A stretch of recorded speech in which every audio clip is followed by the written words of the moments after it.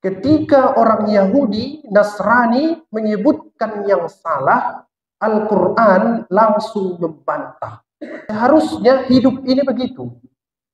Kalau sudah salah, langsung sambar. Nah, begitu dia. Tapi tidak mudah ini. Bilangnya ini mudah. Iya kan? Kalau sudah salah, langsung bantah. Kenapa? Supaya tidak tersebar kesalahan. Al-Quran tegas. Tegas dia. Dia sebut, jadi kamu Yahudi dan Nasrani. Langsung dijawab Al-Quran, jangan. Ikutlah millah Ibrahim. Langsung dia jawab. Assalamualaikum warahmatullahi wabarakatuh. Alhamdulillah wassalatu wassalamu ala Rasulillah alladzi man la nabiyya ba'dah wa man tabi'a sunnatahu ila yaumil qiyamah. Yang saya hormati Bapak pengurus Masjid Al-Anwar, kemudian Bapak-bapak, ibu-ibu, jamaah sekalian, orang-orang tua saya. Alhamdulillah pada malam hari ini kita kembali belajar tafsir ayat yang ke 136 dari surah Al-Baqarah. Berarti sebentar lagi habislah juz 1. Setelah pengajian ini berjalan kurang lebih 4 tahun. Bapak ibu-ibu sekalian, malam ini saya bawa tafsir At-Tabari. Kenapa dibawa Ustadz? Nggak bisa saya baca bahasa Ibrani. Ada bahasa Ibrani. Makanya saya bawa tafsirnya. Saya cari di terjemahan, makin kacau balau. Terakhir saya bawa tafsirnya. Ini dia, tafsir At-Tabari jilid 1. Nanti saya coba baca sedikit-sedikit bahasa Ibrani itu. Nama-nama dari anak Nabi Yakub. Lain saya lihat tulisan-tulisannya. Baik, Bapak Ibu-ibu sekalian. Al-Baqarah 136. Katanya begini. Qulu amanna billahi wa ma unzila ilaina wa ma unzila ila Ibrahim wa Ismail wa Ishaq wa Yaqub wal asbab wa ma utiya Musa wa Isa wa ma utiya an-nabiyyuna min rabbihim la nufarriqu baina ahadin minhum wa nahnu lahu muslimun. Itu orang yang hafal Quran. Tahu dia itu di akhir juz 3 ada yang mirip seperti ini ayat. Tapi lain. Di sana bukan kulu tapi kul. Baru di sana tidak ilaina tapi alaina. Baru di sana, kalau di sini wa ma utiya Musa wa Isa wa ma utiya. Kalau ayat yang satu lagi wa ma utiya Musa wa Isa wan nabiyyuna. Itu bagaimana ingatnya itu Ustaz? Cuma satu caranya itu, diulang. Murojaah namanya. Didoakan pun belum tentu lancar itu kalau nggak diulang. Sering diulang-ulang dia. Insya Allah dapat itu. Banyak yang begitu. Nanti lihat ayat yang saya baca yang mirip itu di akhir juz 3 itu nanti ketemu itu. Di surah Ali Imran ayat ke 84. Mirip dia. Ibu-ibu yang mau mendalami silakan. Yang saya baca tadi. Kalau aku Ustaz tak sempat lagi mikirkan itu. Yang ada ini pun jadilah. Itu pun dapat pahala juga lah itu. Udah bisa lah itu.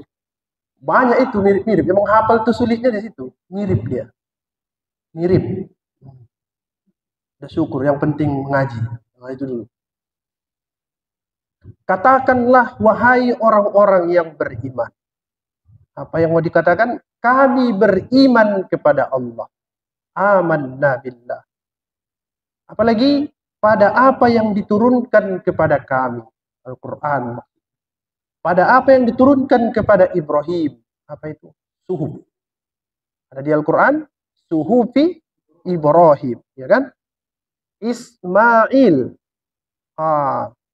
Kalau tak ketemu kitabnya, boleh juga diterjemahkan mukjizat. Ada mukjizat para nabi. Nabi Ismail kan ada yang ajaib juga, Pak. Berganti dia jadi apa? Kibas. Pas mau disembelih, berubah jadi kambing, iya kan? itu harus dipercaya, itu yang begitu-gitu itu harus dipercaya. Kemudian Ishak, Yakub dan keturunannya. Nanti kita pelajari lebih jauh apa maksudnya.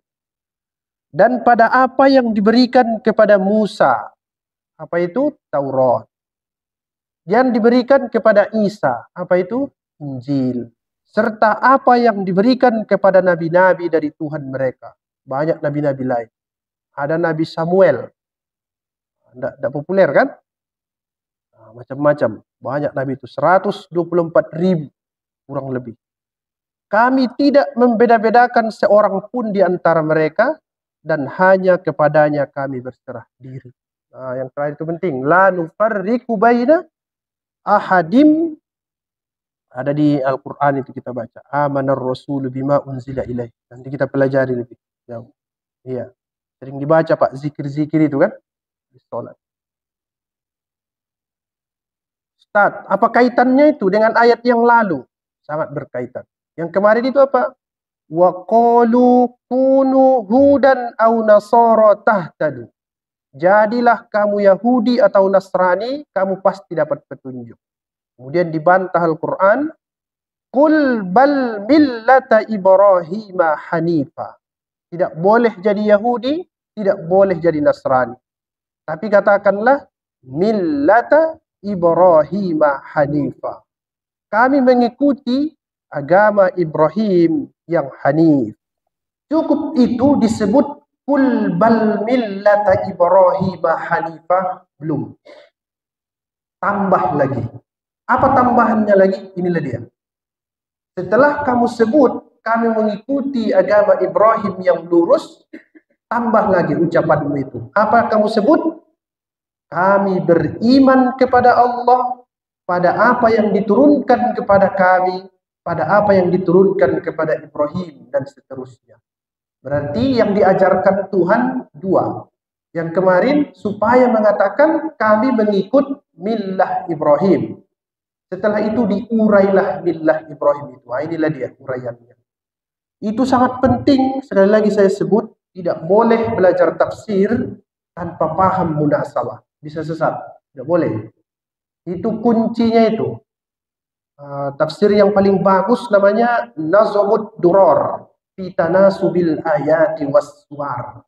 Penulisnya Ibrahim bin Umar Al-Biqai. Kalau payah ingat nama itu, ingat-ingatlah masjid yang di apa itu? Tempuling itu. Dekat kuburan itu Pak. Namanya jalannya apa itu? Ibrahim Umar namanya. Ibrahim Umar, tahu kan? Gang Sado itu. Nama ulamanya tadi itulah Ibrahim bin Umar Al-Biqai. Itu penulisnya. Dulu saya kira di situ itu, rupanya di Libanon. Ulama Libanon. Biqa artinya sebuah lembah di Libanon. 8 jilid tafsirnya. Dari ayat pertama surah Al-Fatihah sampai surah An-Nas, tafsirnya tentang kaitan-kaitan antar ayat. Nazmud Durar fi Tanasubil Ayati Wassuar. Itu nama tafsirnya. Nah, Bapak Ibu sekalian. Ketika orang Yahudi, Nasrani menyebutkan yang salah, Al-Quran langsung membantah. Langsung. Seharusnya hidup ini begitu. Kalau sudah salah, langsung sambar. Nah, begitu dia. Tapi tidak mudah ini. Bilangnya ini mudah. Iya kan? Kalau sudah salah, langsung bantah. Kenapa? Supaya tidak tersebar kesalahan. Al-Quran tegas. Tegas dia. Dia sebut, jadi kamu Yahudi dan Nasrani. Langsung dijawab Al-Quran, jangan. Ikutlah millah Ibrahim. Langsung dia jawab. Makanya agak keliru itu, kalau kita belajar Al-Quran, hidup kita semakin lemas. Nggak ada itu. Nggak ada itu. Yang buat lemas Islam ini novel. Nah, itu baru lemas itu. Apalagi novel-novel romantis. Buat lemas itu agama ini. Enggak. Quran itu dia tegas. Supaya apa? Memang dia pembangun peradaban. Tidak boleh dia digoyang kiri kanan. Ya kalau salah, salah. Gitu dia. Qul bal millata Ibrahim hanifa. Ini tidak mudah diterapkan. Kenapa? Di dalam diri manusia itu ada yang disebut dengan empati namanya. Apa itu? Segan, sungkan kalau disampaikan. Ada lagi penyakit kita yang lebih parah, orang Indonesia lah khususnya saya bilang. Namanya feodalisme namanya. Dalam bahasa modernnya itu. Feodal. Apa itu mental feodal? Orang benar karena posisinya. Oh, bahaya sekali itu. Oh, itu kita payah itu.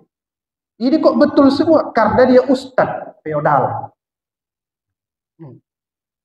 Nah, itu benar dia itu karena dia kiai feodal. Belum tentu itu. Itu dia betul semua karena dia habaib. Tunggu dulu. Tidak begitu ajaran agama. Tunggu dulu. Ustadz bisa salah, bisa. Nabi Muhammad pun pernah ditegur Tuhan. Iya kan? Wah, tak bisa begitu. Nah, ini di Al-Quran, dia selalu mendidik kita supaya berpikir rasional dalam kehidupan ini. Ah, itu salah, tak betul. Begitu caranya. Tapi hati-hati ya Pak Ibu. Jangan nanti gara-gara ini, sikit-sikit dia ceramah di grup WhatsApp. Oh, bisa kita serang nanti. Kenapa disampaikan? Untuk menegakkan kebenaran. Oh, tunggu dulu.